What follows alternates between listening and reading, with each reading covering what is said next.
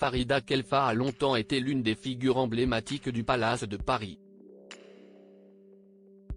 Mais les nuits passées sur le dance floor n'avaient pas que des points positifs. Le récit est dur, poignant. Le 17 janvier 2024, Farida Khelfa a vu son livre autobiographique, Une enfant française, publié aux éditions Albin Michel. Elle raconte la face sombre de son existence. Et plus particulièrement de sa jeunesse. Victime d'un père violent et incestueux, violée par son oncle, l'actrice et réalisatrice avait fait le choix de garder tout ça pour elle.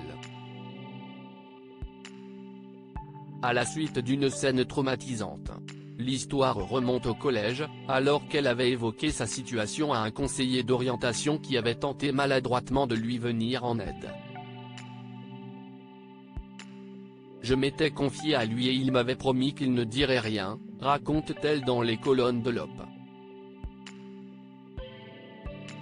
Or, 2 minutes plus tard, mon père était au courant et, le soir, il m'a fracassé comme jamais. Le lendemain, je suis revenu à l'école avec le crâne déformé et, dans le bureau de ce crétin, j'ai eu cet accès de violence, inédit pour moi, contre un représentant de l'autorité. Je n'aille plus jamais parler à qui que ce soit de ce que je vivais et, d'une manière générale, j'ai mis des décennies à faire confiance aux autres. Farida Khelfa a fini par s'enfuir en direction de Paris, à 15 ans, à l'aide d'une sœur qui en avait fait de même. Si est-il là qu'elle a connu la folie de la nuit, notamment le dance floor du Palace. Et cette fâcheuse habitude d'y consommer de l'héroïne pour anesthésier ses angoisses. Sous zéro, tu n'as plus de problème, tu aimes tout le monde et tout le monde t'aime, assure-t-elle. Si est-il sa première grossesse qui lui a ouvert les yeux après 10 années d'addiction.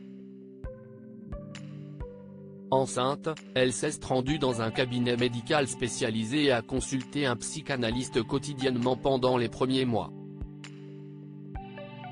C'était vital, explique-t-elle. La nuit, je faisais des cauchemars atroces dans lesquels je faisais du mal à mon bébé. Reproduire la violence sur lui a été la plus grande peur de ma vie. Elle dit souvent qu'elle a donné la vie à ses 2 fils, Omer et Ismaël, mais qu'ils lui ont rendu la sienne. Le mannequinat lui a permis de vivre, de sortir la tête de l'eau, mais cette profession la faisait profondément haïr. Bien qu'elle aime s'apprêter, avec du rouge à lèvres, beaucoup de maquillage et de bijoux. Un réflexe de pauvre, selon elle. Ça ne m'a jamais intéressé, admet-elle. C'était très facile pour moi de poser et de défiler, mais je m'en foutais complètement. Je ne me rendais pas compte de la chance que j'avais de côtoyer ces grands artistes. Farida rattrape désormais le temps perdu. Retrouvez l'interview de Farida Khelfa dans le magazine L'Open Degré 3095 du 25 janvier 2024.